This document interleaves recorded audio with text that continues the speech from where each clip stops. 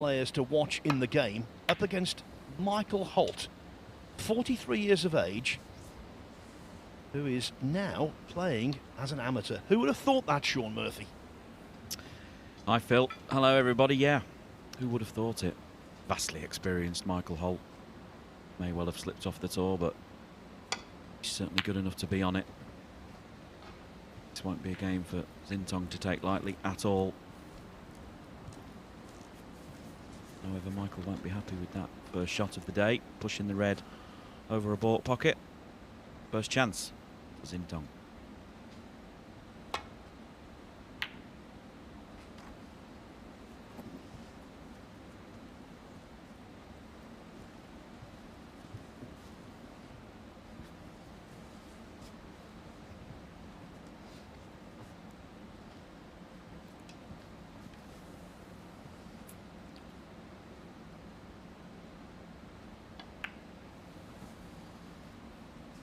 Can't work out how Michael Holt will react in this group.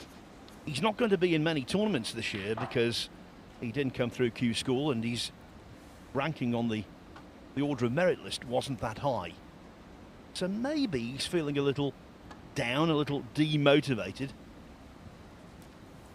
On the other hand, this is his big chance to make an impression, to regain confidence, and who knows where it might lead. Yeah, I only saw him for 10 or 15 minutes backstage before the players came out just there, and he seemed in good spirits. I think he's fairly level-headed and quite pragmatic about things, been a professional for many years. Snooker through and through, obviously, you know, for many of us it's pretty much the only thing any of us have ever done, and I think he's got dreams and aspirations to move on with more of a coaching future in the game. He's got a good client base and looking at progressing, you know, online coaching features and things, and he seemed quite positive with things. So that could lead to a really good performance, actually. Sometimes when that pressure's taken off, lets players free roll a little bit. And although this is no consolation to him, in fact, I think it would be the reverse, but it's clear that Michael Holt is better than many players on the tour. It's just that circumstances have seen him relegated, and he's well capable of regaining his place maybe next year. Let's hope so. He won the shootout in 2020, just before the first lockdown, actually. Been runner-up in two other ranking events, the Riga Masters in 2016 and the shootout again in 2019.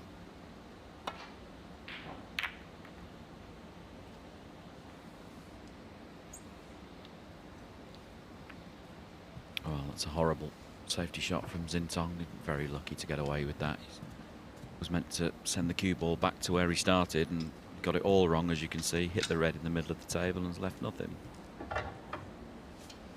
Now, Michael will just push the cue ball in behind the yellow. We'll look to send the red up and down and get the cue ball on the cushion.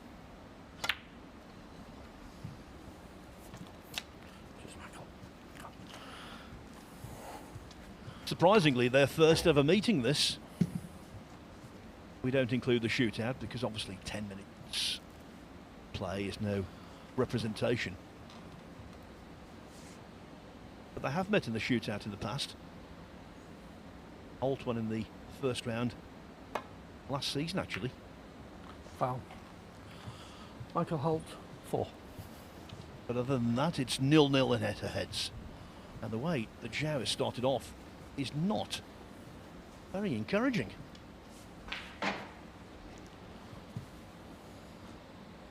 Yeah, two very poor safety shots back to back. It's an opportunity for Michael to swing this red in around the house.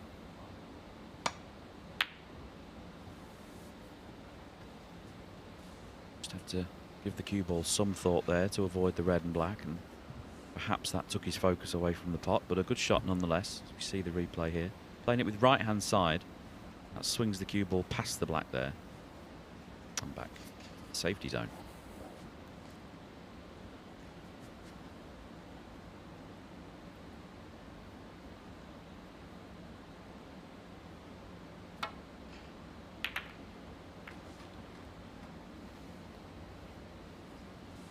A poor safety from the cue of Zhao Xintong. Pushed a red over the corner pocket, got the cannon on the green. Be a good chance this. Michael can get the cue ball out onto the black.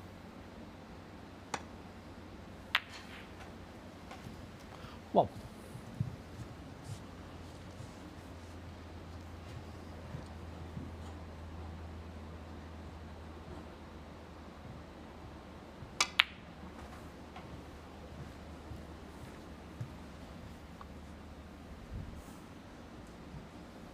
Eight.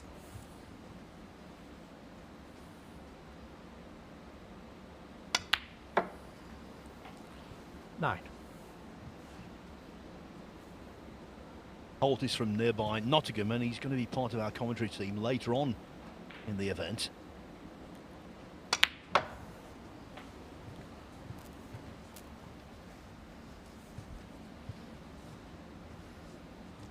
16.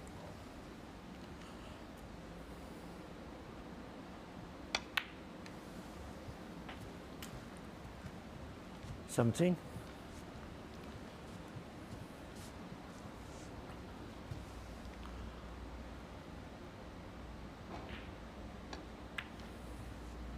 'Yeah, I have to say, I really think that now that Michael isn't on the tour, and snooker isn't the be-all and end-all in his 22. life, certainly not from a competing on the Pro Tour aspect, and the stresses and strains that go with that, only being as good as your last match and so on, I think we're going to see a different Michael Holt in the tournaments that we do see him in. 23. Very classy player. Always has been, ever since we first played each other as junior players way back in the early 90s. Was always one to watch. Captained the England team from a very young age. Very, very well decorated amateur player. Should have achieved more as a professional. But as I say, I think now that pressure of having to perform on the Pro Tour isn't there. 27. I think when we do get to see him on our screens, we'll see a more light-hearted version, and he might be freer mentally to let more of that potential out.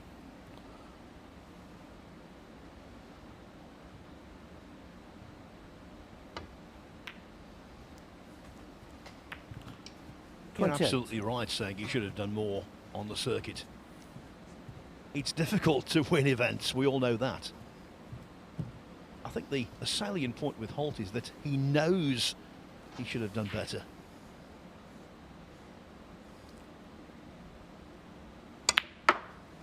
I don't think it's a bottle problem with him, although he has lost quite a few narrow matches. I think it's more to 31. do with the fact that if he makes one or two mistakes, regardless of the position of the match, then it really gets under his skin, and he can and has imploded.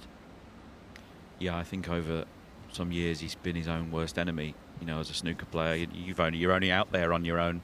You've got those little voices in your head, and if they're saying negative things to you, you know, it's tough to stay positive. Missed the plant there. He overran his position for the single Michael red Holt, underneath those two. 31. Plant wasn't quite on. He had to squeeze it. Just missed the target there, but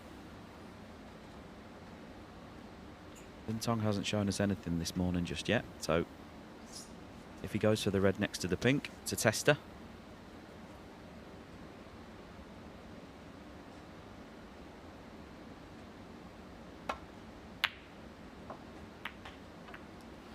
One. A nice pot. Just knocked the red into the left-hand side of the pocket as we saw there, and that's why the cue ball has hit that red near the black. Black still potable, but this is very thin.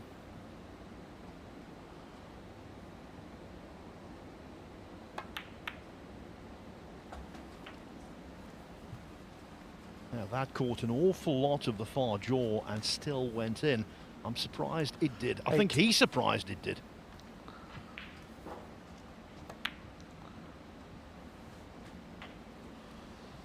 Nine. I think it's fair to say he's not shot. Terrible shot from him, even though he's still on the black in a fashion.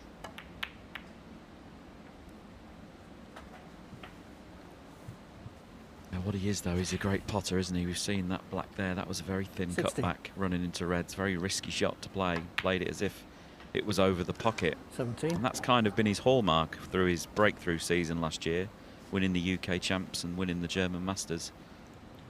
Didn't do a great deal apart from that, has to be said. It wasn't as if he had a really consistent season. But when he did play well, he seemed to take the trophy home, and of course that's all 22. that matters. So, shown us what he's capable of when he gets going. 23. There are certain words we use in snooker commentary all the time: pressure, confidence, consistency. And I think every player who's ever lived to a certain degree is inconsistent. That's just human nature. But when it comes to inconsistency, 28. for me, Zhao Xintong is near the top of the list. That's because 29. his best is brilliant, but sometimes he can have a really off day. Yeah, and I think you set your stall out as a player as to what type of player you want to be. Do you want to be a consistent player who always 36. wins their first, second, third round matches, but perhaps doesn't win very often? 37. Or do you want to play to your strengths, which obviously with Xintong is his potting and break building, attacking play, and understand that you might lose more than a few other players because of your style, play more of a risky style. But when it's good, you'll take the trophy home. And that's a decision that everyone on tour has to make, really. 44. Unintentionally covering the black spot with the cue ball. Not an issue though. 45.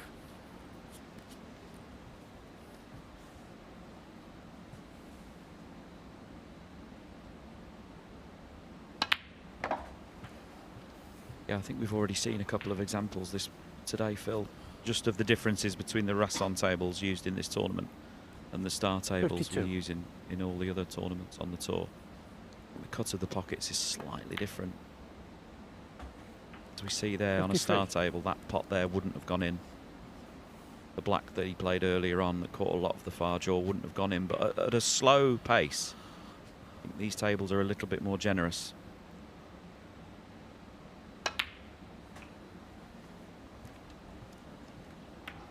That changes the strategy of the game a little bit. Shots, balls you would put on cushions to make it difficult 60. for your opponents suddenly don't become that hard. So, changes the strategy of the game a touch.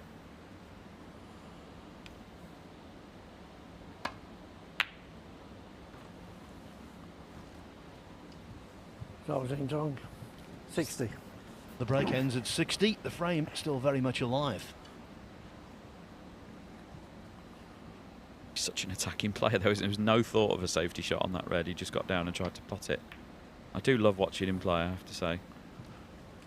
But as we were saying a minute ago, when you play that way, you must accept that you are going to bring on a bit more damage potentially than other players who play a more conservative style.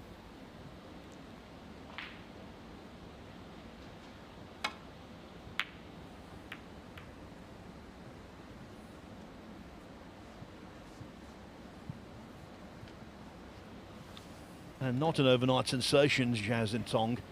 Even before his 2 tournament wins last season, you go into the players' room and ask them about the most talented Chinese up-and-comers, and Zhao is on everyone's lips.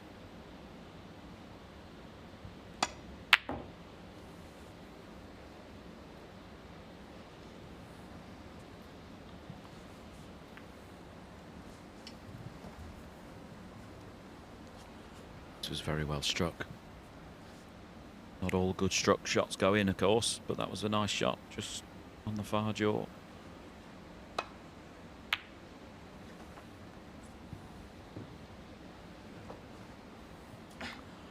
One. 26 points the difference. Blue for 31. Will need the red near the brown.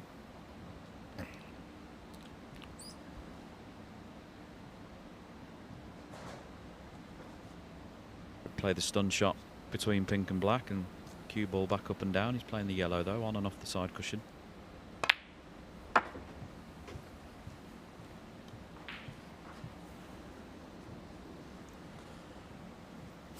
For the first few shots of this frame, both safety-wise and positionally, he looked all at sea.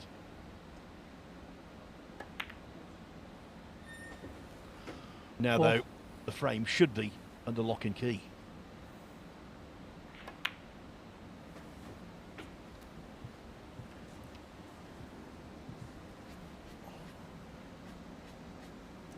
8.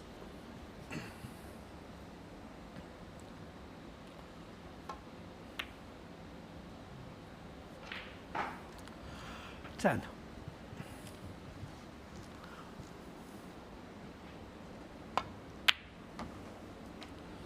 13. He really did not look sharp early on, and now he's looking like $1 million.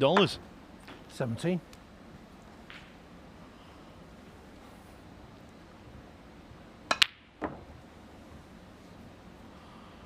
Zhao Xintong, 17 in the frame. Zhao very, very swiftly wins the first frame of his new snooker season, a season that could bring many riches for him. The cornerstone of that success was a break of 60. Zhao leads Michael Holt 1-0.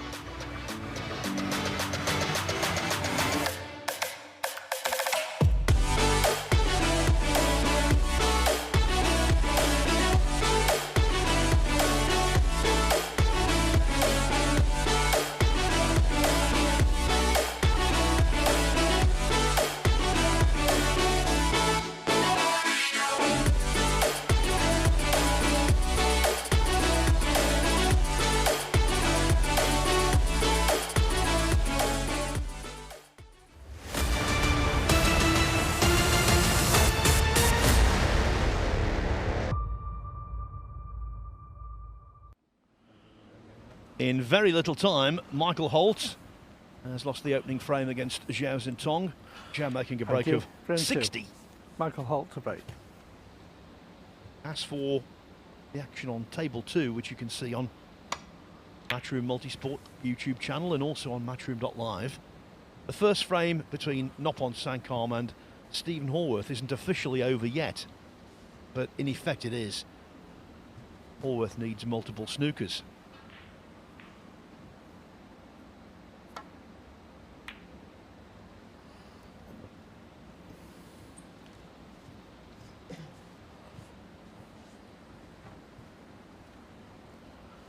There you can see, I think, Horworth, his first frame of the season, wants to just get bedded in, as it were. 54 behind, though, with 35 on. Sean, that's chasing rainbows. Yeah, well, it's interesting because there's been a bit of talk on socials recently and backstage at tournaments and stuff, certainly towards the back end of last year, about possibly trying to get that rule changed. Because no one really wants to see that, do they? Someone playing on, you know, when they're not going to win the frame, playing on for practice. What do you think? Well, I wouldn't have any objection to a rule being put in to prevent ridiculous carrying on. But where do you get the line how many snookers are required? Because of course frames have been won when 5 snookers are needed.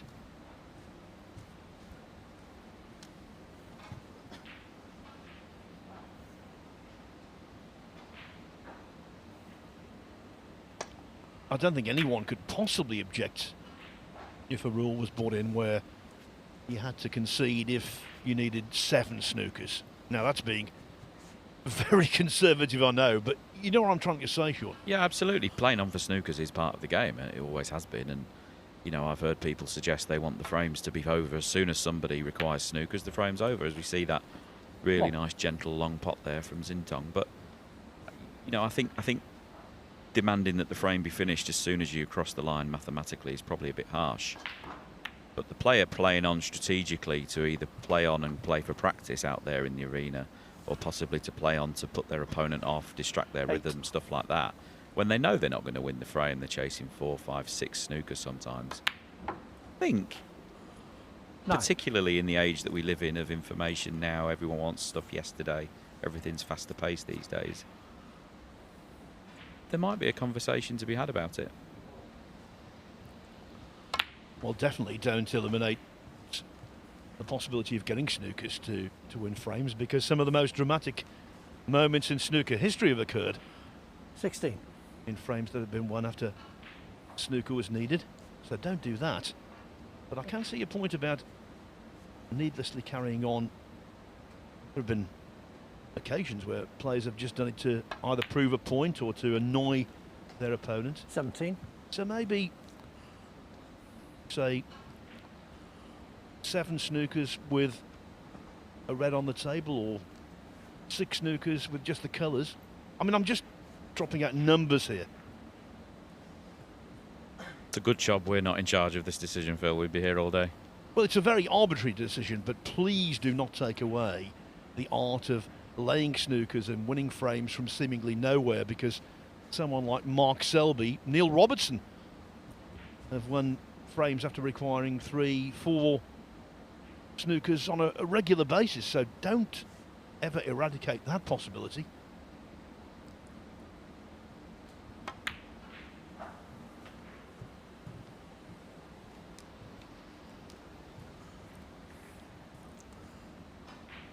Nice shot that. He played that in a way that he knew the red above the black was available should he land on it. If not, he was always going to be on this red to yellow pocket or the left middle. Cue ball to travel a little bit more now. He can play a cannon onto any of those reds really. The one above and slightly to the left of the black probably be the one he wants to just gently run into. That'll free the one next to it. Just hope he's not snookered himself on that red he's just gone past. Possibly played that a bit too hard.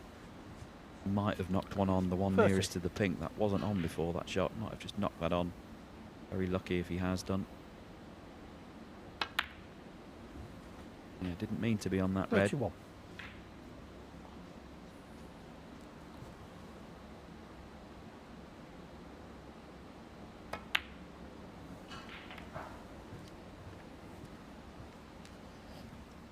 I don't think he's on that red to right middle this time, so that is break over. 38. Touching ball. Touching ball called, so he can assess where he feels is the most difficult place to put this cue ball and track it there off 2 cushions. We were saying yesterday, Sean, I don't think you were commentating, Zhao I think it was Xintong. Dave and myself. 38. Dave Ford, our referee for this match, was involved as the official for the lengthiest ever frame in snooker history, that Dave Gilbert Fergal O'Brien 2-hour 3-minute affair. I can't imagine somehow that he's going to have a 2-hour frame in this match. I think it's unlikely we'll have a 20-minute frame. I'm not sure that record will ever be beaten. I watched every ball of that frame. It was a marathon.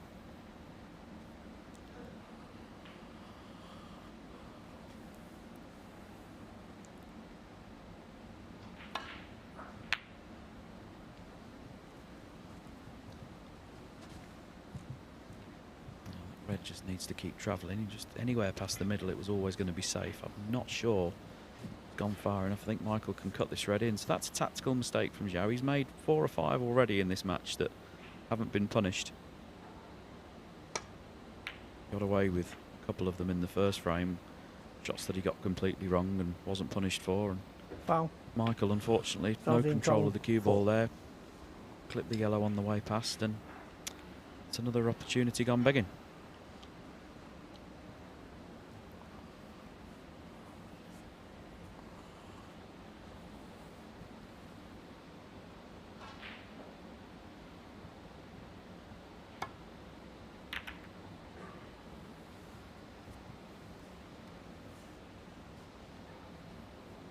He's world number 6, Zhao Xintong. He was runner-up at the IBSF World Amateur Championship in 2015, which earned him his place on the tour. And ever since then, we've all known what he's capable of, what his limits are. And really, the sky's the limit for him. But it was only last season when he actually started to lift silverware, and boy, he made an impression winning the UK Championship. Overcame the likes of John Higgins and Barry Hawkins before beating Luca Bracel in the final.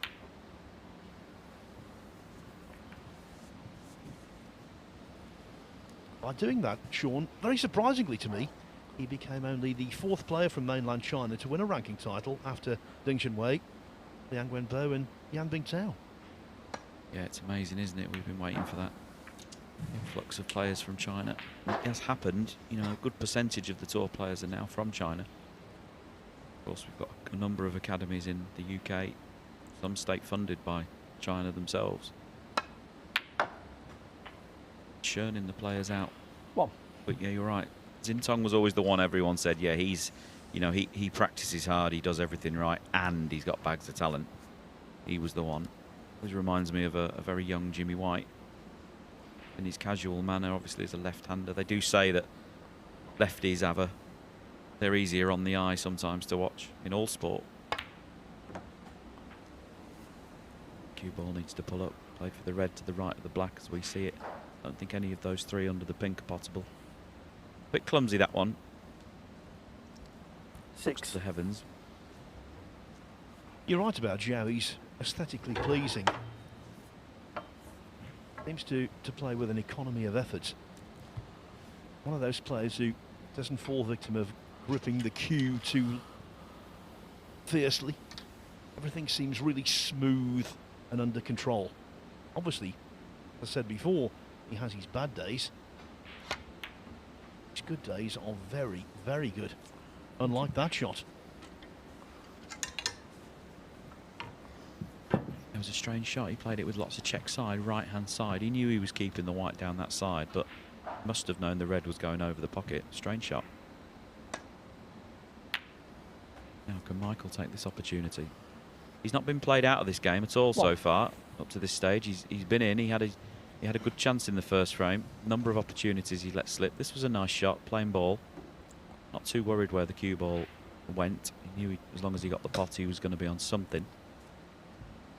Just a question of which red, if any, of those 6 in the middle of the table pot it. I mean, I'm not sure if the one just directly above the black is available. He's looking at the 1-2 above the black to the right if he gets in that little zone that he just was pointing his cue at.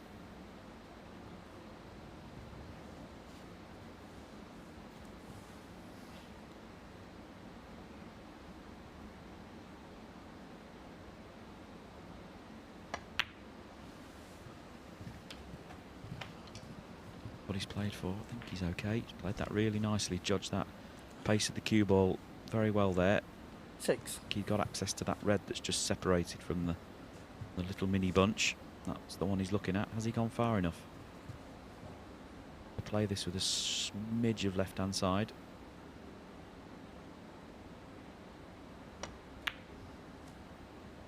Yeah, played it nicely. Could do with that cue ball going though. No, wrong side 7. of the blue.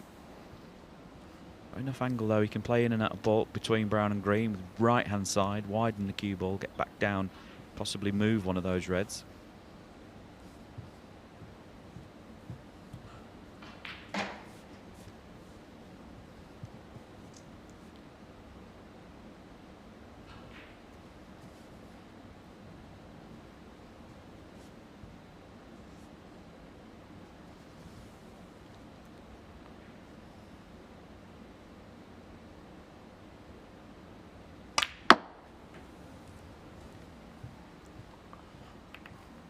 Really nice. How's his luck? Yeah, it's worked out okay. Good shot.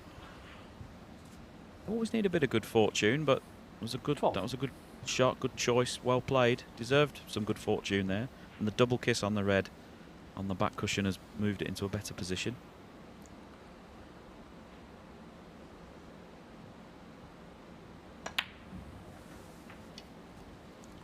Just need that 13. cue ball to travel a bit further. So now, even if he pots the pink to left middle, he's going further away up the table. Prefer it here if the pink spot wasn't available. The pink would then go on the black spot, make the break easier.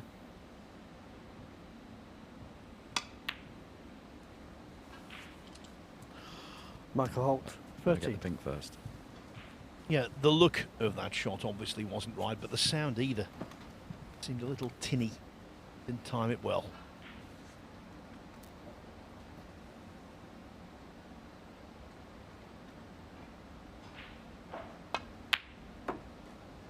One.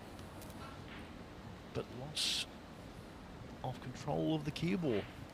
I'll reiterate what I said in the first frame. He's not at his sharpest. Early season cobwebs to blow away, I suppose. Brown ball. Yeah, I think the way the tour's gone, certainly pre-pandemic, Zhao Xintong, we've postponed a lot of events out in the Far East. Calendar's not quite as full as it was, but it's still busier than it used to be many moons ago. I think most of the players now take more of a prolonged period off after the World Championships than ever before. And you see that in this type of event. I don't think anyone will shoot the lights out. I think most people will have had a bit of a break. They'll all be a little bit rusty. So that's to be expected. Yeah, I partially agree, Sean. I think in the first phase of the tournament, definitely. I think if you've won a group, then you've got a big incentive to do well in the second phase, and then you'll put a bit of practice in. And I think for the winners' week, we will see an improvement in standard. Mind you, that was pretty nifty anyway. One. Yeah, no, I'm not suggesting anyone's come here not practicing. That's just professional courtesy. You've got to. As we see a replay of a shot from the last frame, I think you've got to obviously work hard at your game, and you've got to be working hard and be studious and well prepared to come and try and play as well as you possibly can. There are points and prize money offer this week, but you're dead right. As the season gets on, 8. we'll definitely start to see players build through the gears.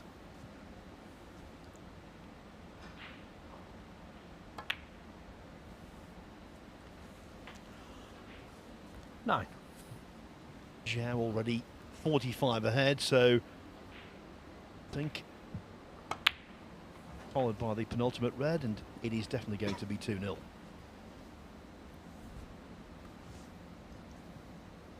$15. 16.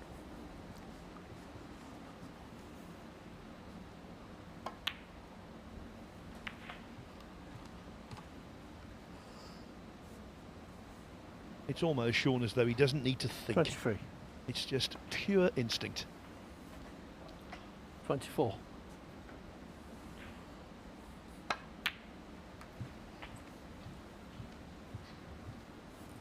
Poke the cue at the ball, in it goes.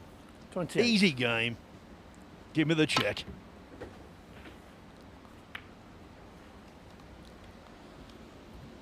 $30.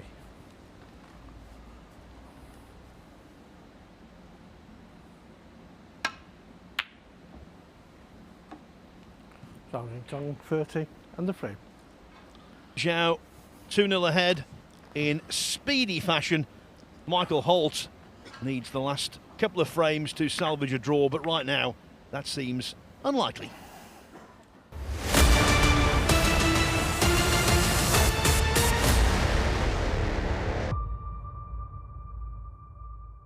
The Pacific champion of champions. He looked like he had it won. He looked like he lost it. You can't say that's the killer blow.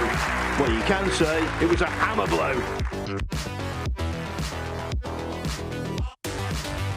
Two devastating breaks. He's on the brink. 101 for O'Sullivan. He's got a frame on the board. He looked mighty good in doing it. What a way to open your account for the season. I get the feeling it will not be his last trophy this campaign.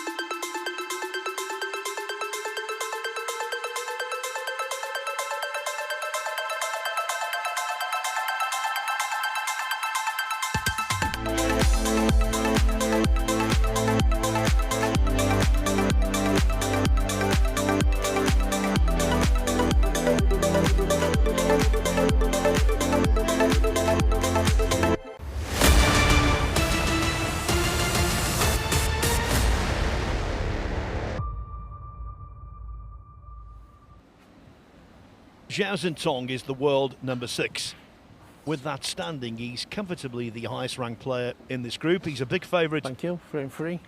to top the group, and it's so far so good. Early days, he's guaranteed at least 1 point from this match. If he can win this frame and put a 3-0 win on the board, then he'll be well on the way.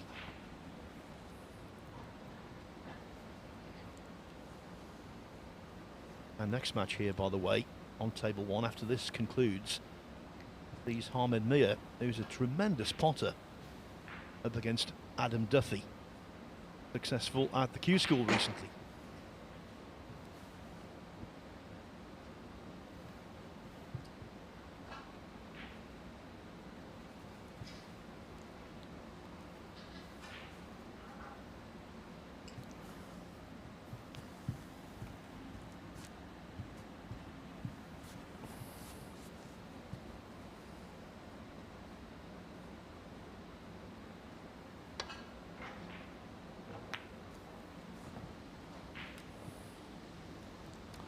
I was saying, Sean, that as world number 6, Zhao Xintong is by far the highest ranked player in this group. When you consider Hamed Mir is the second highest ranked player at world number 90.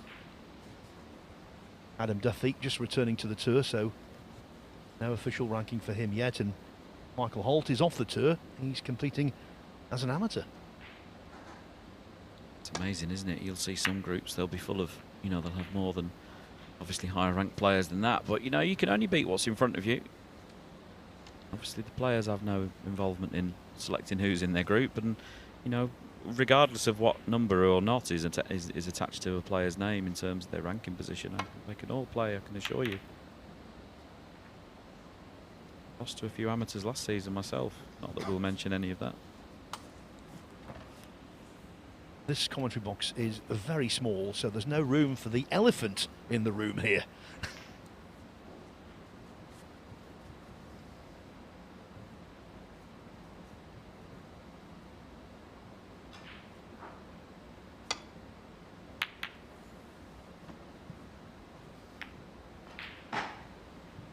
Whatever you do, don't hit the blue. Annoying when someone says it to you, but it's true.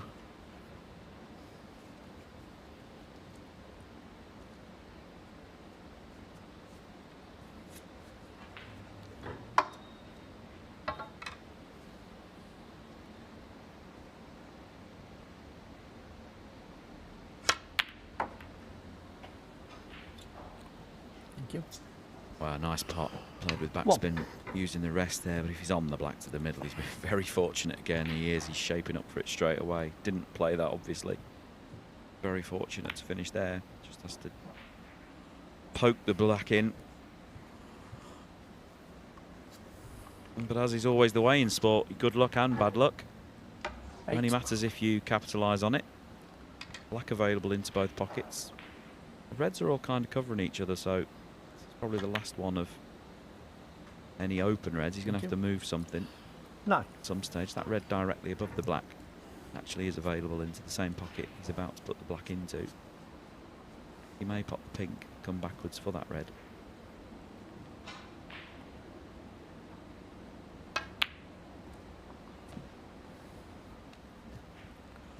Zhao Xintong. I did not expect that. Had a really good slice of positional luck with his initial red, and by missing that pink, not taking advantage of it. Yeah, and you could see just the way he was very nonchalant, very casual. He's meandering around the table. It's actually one of the things that makes Zhao Xintong very easy to watch. He's very, very natural, blessed with such a casual way around the table. But, you know, there didn't seem to be much pre-shot routine. He didn't really give that pink to the middle much respect. And, you know, it's never been truer that you can literally miss anything out there. Now, I think if that pink hadn't been moved by that red he's closest to the left middle would be available.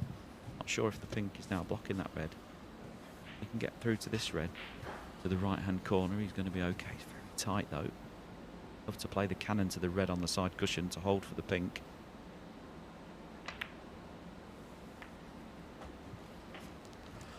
No.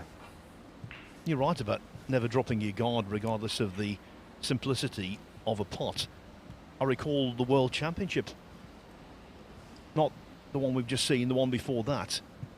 You were playing Nopon Sankarm in the first round. You won the first frame nicely. Just a very simple red to this top right-hand pocket. Really simple. And you weren't the same again after that. I remember the shot, and it just goes to show that, you know, no matter who you are or what your standing in the game is, you've got to give these, you know, the balls don't know, and you've got to give every single shot like a golfer does. You know, they run their pre-shot routine.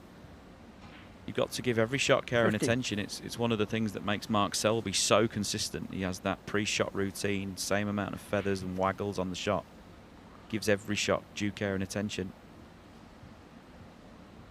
It is slightly awkward. He played a really good shot to move those reds.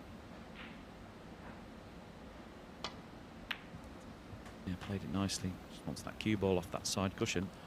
16. He's developed these shots just in 16 points. He's developed these balls into a good chance here to take this third frame and just that'd put the cat amongst the pigeons. Looked like Xintong was cruising to a 3-0 win and an early victory, but if Michael can get this frame and the next and share the points, that would really get things talking. Also 2-0 on the other table, by the way. The aforementioned Nopon Sankarm going nicely against Stephen Horworth.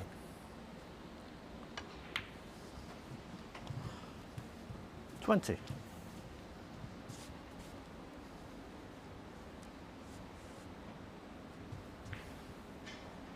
This is one of those situations, in an ideal world, you'd love to leave that red over the pocket as your reserve ball. As it is, he's had to play for it now. It was too difficult to get to a difficult red. I say that because in a few shots he's going to want to move those 3 under the pink. It would have been lovely to have had this red he's playing now over the pocket, waiting as the reserve ball. 25. Still shouldn't be a problem to get to the line in this frame, but you're always looking for those patterns of play, those little template shots that you see, and anything that can make break building easier like that, we're always on the lookout for.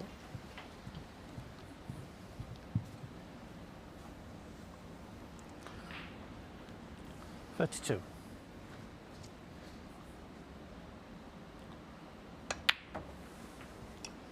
$33.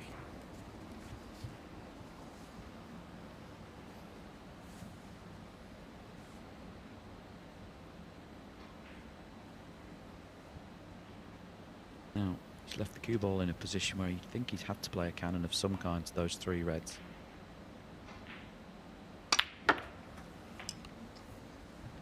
That's pretty much the only cannon that wouldn't have left him on a red. He'd have hit the one underneath the pink, directly under the pink. 40. That would have moved all 3. That one he's hit would have gone towards the left middle. It's still onto the green pocket, but very difficult.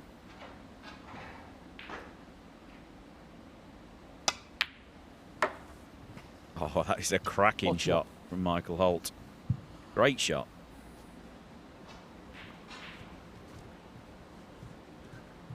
See the replay, this didn't touch the sides. Left hand side on the cue ball to straighten it off that side cushion back into open play. And now it's choice. He can play for that red next to the pink as he's looking there. Get into an area of the table where he can pot that red. He can try and move those 3 reds around the pink, or play for one of the ones below the black. Completely his choice.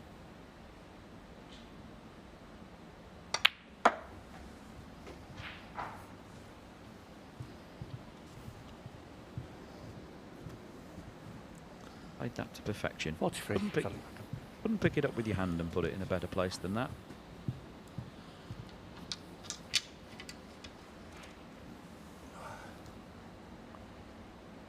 $34 points to the good. So if he takes this red and the 2 reds underneath the black, with blacks he won't need 44. to think about moving anything. As it is, he's moved them on that shot. So same applies. Just a couple more reds after this, and he'll be over the line in this frame.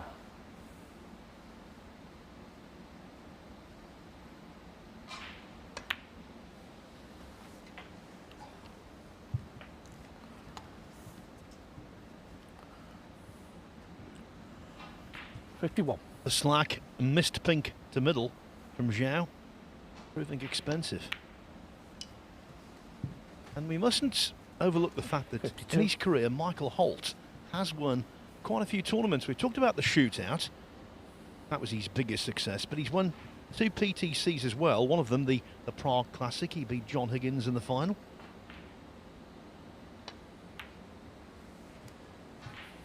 Won the Merseyside Professional Championship. Small event, but nevertheless takes some winning. 59. And Pro-Am wise, he won German Open, Dutch Open, and a very big event called the Pink Ribbon 60. down in the West Country. In that, he beat Jimmy White in the final. But he has silverware. He's very capable.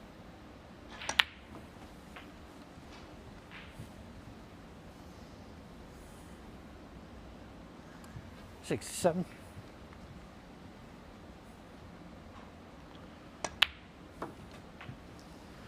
$68. So this frame won, and I think Holt's failure, if you want to call it that, to come through Q School, not only him but also someone like Kurt Mafflin from Norway, just underlines how difficult it is to get your card back if you lose it. Absolutely. There was no foregone conclusion that he was going to go and get his tour 75. card back, and he didn't. But definitely good enough to be on the tour for sure, as he's showing here. Foul. Michael Holt, 75. Zhao So Xintong, it's 4. 3/4 of a century from Michael Holt and the cue ball on the carpet. So Holt could yet salvage a draw. We'll find out whether he does so after the break. Right now, Holt is trailing 2-1.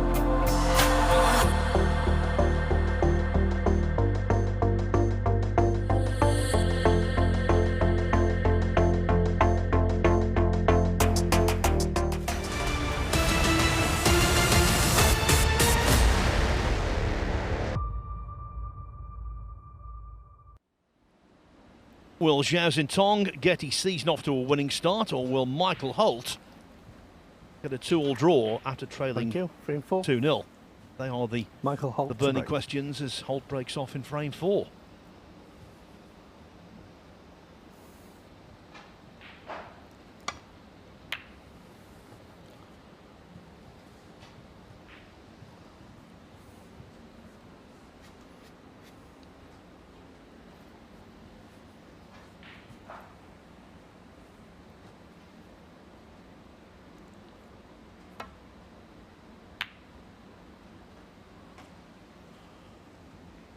Stop it. 1. What a shot. That was a great shot. It's a good break off from Michael Holt. Wouldn't be disappointed with that shot at all. It's the type of shot you would leave your opponent and you're keen for them to go for. That was a fabulous pot. He gets on this red correctly at the bottom of the pack, as you can see. Can't help but bring most of those reds into play. The only decision here, if he's on this red, 8. is whether do you play it with backspin or topspin. Oh goodness, I thought he was going to hit that a lot 9. harder than that and get the reds moving around. Very conservatively played. Only really brought one red into play. Oh, he was going to smack that really hard.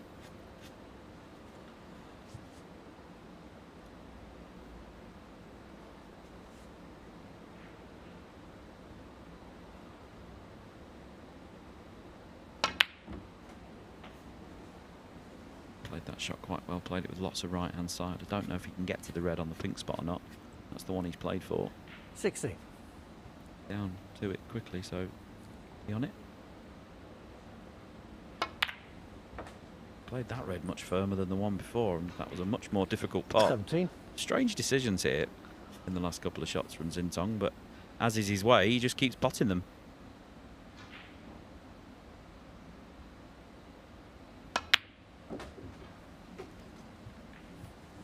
Sean, you've been a professional now for many years. One aspect of the game that's vastly improved, 22. that recovery blue. So many players now knock it in as though it's simple when we all know 23. it's a real examination of cueing. Yeah, it was O'Sullivan really that started it. You know, in the early 90s, he was the one really that first. You know, if he finished near the pink spot somewhere along that horizontal line across the table, you just get down and pot the blue.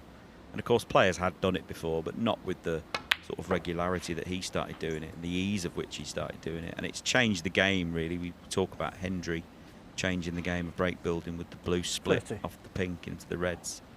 O'Sullivan changed it again with that long blue to a baulk pocket.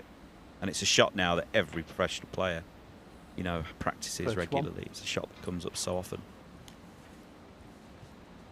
Yeah, it was at that qualifying school in 1992 when he turned pro, Ronnie. I watched a lot of his matches up there, and that was one of the abiding memories, the blue whacking into the pocket. Now then, is that split any good? He might well have masked the black, which is 36. clearly to his detriment. Yeah, he can clearly pop the red nearest the left-hand corner pocket, as you can see, but because he can't get any spin on the ball, because of the red he's queuing over, makes it very hard. This is just as difficult. Red to the right middle pocket. Referee in, having a quick look to see if he's anywhere near the black with his arm. Now, this is the easier pot, but can't control the cue ball at all.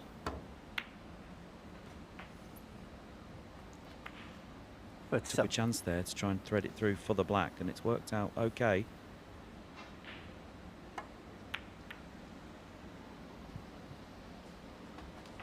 There we see another example. Pockets on these Rassons are just a little bit more generous when the balls are played at dead weight pace like that. That wouldn't have gone in 44. on a star table. Near jaw first like that. Looked like it was going to stay, but it fell in.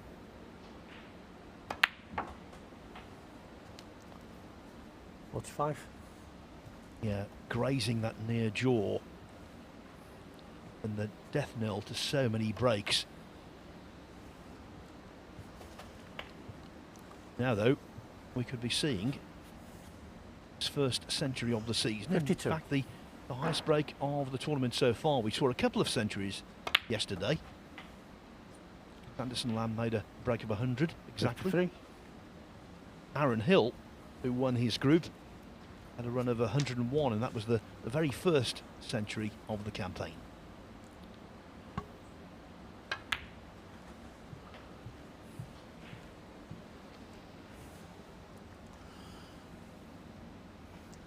$58.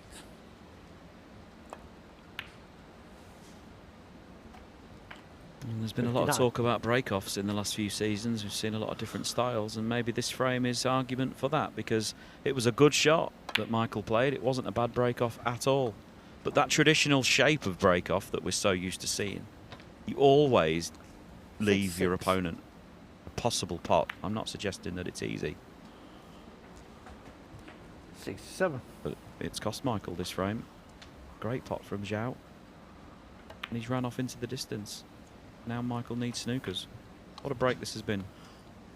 And hard-breaking for Michael Holt. When 74. your last shot in any match is a really good one, it's tough to 75. take.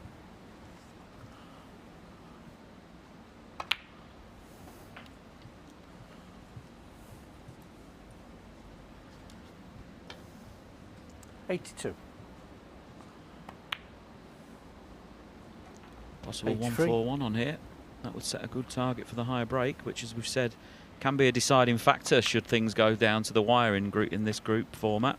Highest break being the decider if everyone's level and can't decide who to get 90. through.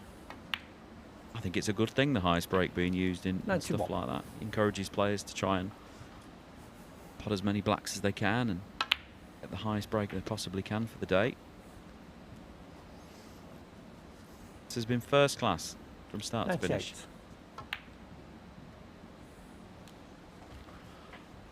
$99. Now, who was it in the first frame who said he's not sharp? Oh, it was me, sorry. 104.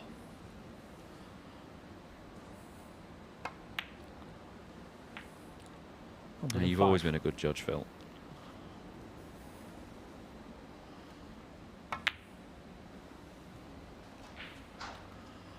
105. And frame the match. Well, it's not going to be a Xintong. total clearance, but after that magical opening red with the cue ball tucked under the ball cushion, Zhao Xintong's century, a run of 105, gives him a 3-1 win over Michael Holt. In around 5 minutes' time, our second match is coming your way. It will be Hamed Mir against Adam Duffy.